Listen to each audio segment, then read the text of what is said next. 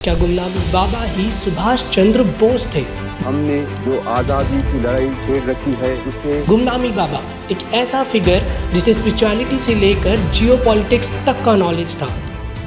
एक ऐसा फिगर जो अपनी मौत के बाद फेमस हुआ और एक ऐसा फिगर जिसे लोग सुभाष चंद्र बोस भी मानते हैं।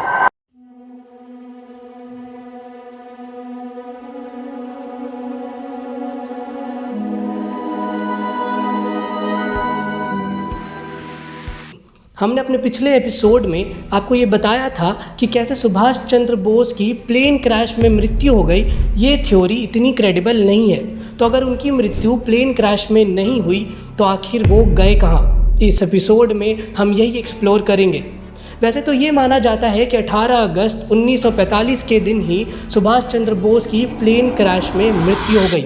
लेकिन गोरा चंद सान्याल जो कि एक पुलिस इंस्पेक्टर थे कलकत्ता पुलिस में, वो रिकॉल करते हैं कि 1967 में जब वो सिंगापुर में पोस्टेड थे एज अ जेलर, उन्हें एक कैदी मिला जो ये क्लेम कर रहा था कि 18 अगस्त 1945 के दिन ही उस कैदी ने सुभाष चंद्र बोस को जापानीज़ हेडक्वार्टर से लेके कैल्प हार्बर पर छोड़ा था, जहां से सुभाष चंद्र बोस ने एक सबमरीन ऑन बोर्ड की थी रशिया के लिए।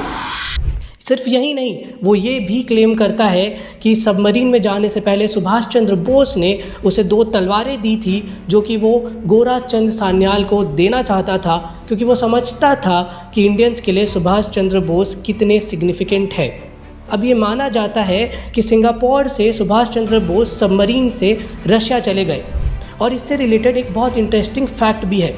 1996 में एक इंडियन डेलीगेशन रशिया जाती है। उस डेलीगेशन में चिट्टा बासु नाम के हमारे एक लोकसभा के एमपी भी होते हैं। वो ये बताते हैं कि जब वो रशिया में थे तब उनकी मुलाकात एक जनरल से हुई। उस जनरल का नाम था जनरल अलेक्जेंडर कुलिशकिनोव।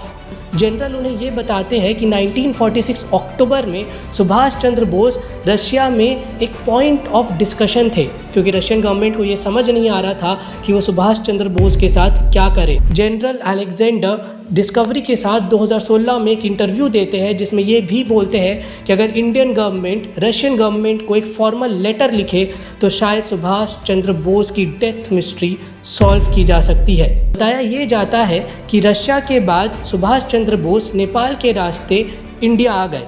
1955 में एक 5 साल का बच्चा अपनी माँ और अपने नाना के साथ एक महात्मा से मिलता है।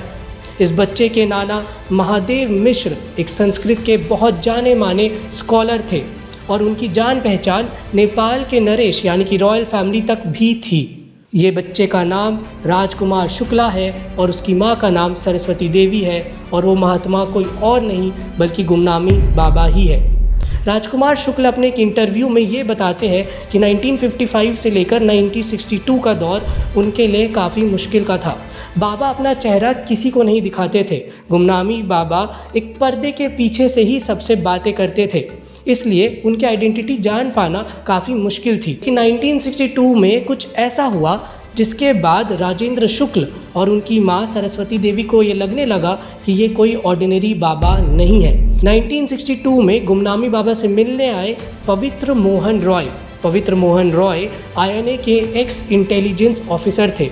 अब इनके मिलने के बाद ही गुमनामी बाबा के लिए चीज़ें थोड़ी आसान हो गई। 1962 के बाद गुमनामी बाबा अपनी आइडेंटिटी को छुपाने के लिए यूपी में ही इधर से उधर जाते रहे।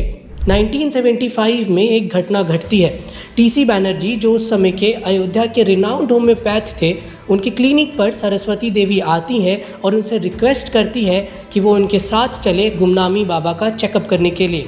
अब क्योंकि TC बैनर्जी ने भी गुमनामी बाबा से रिलेटेड चीज़ें सुनी थी तो वो आउट ऑफ क्यूरियोसिटी चले जाते हैं सरस्वती देवी के साथ।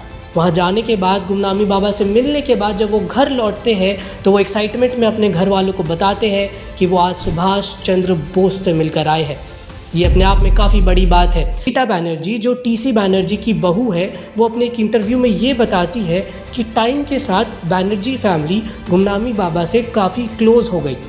गुमनामी बाबा से वो बंगाली में क्वेश्चन करते थे और उनका जवाब हिंदी में आता था, लेकिन जो हिंदी वो बोलते थे उसमें भी एक बंगाली एक्सेंट था।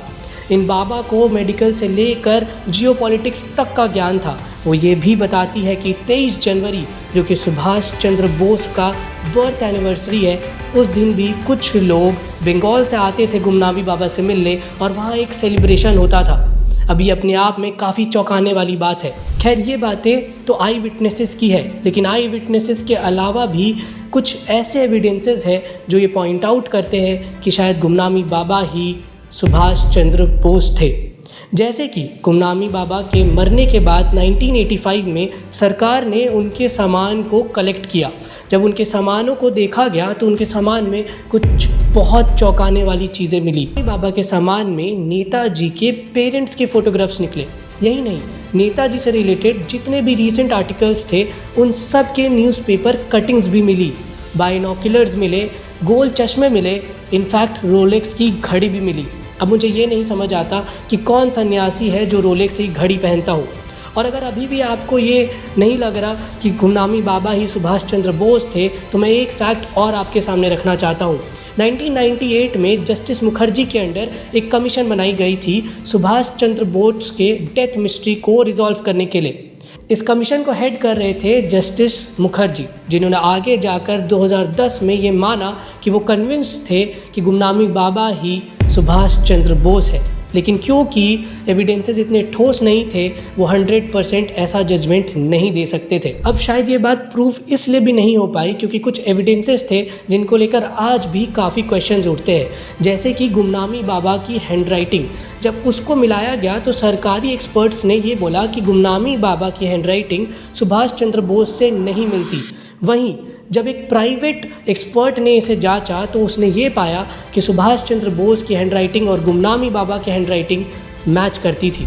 अब मेरे पास तो आपके लिए यही पॉइंट्स थे रखने के लिए।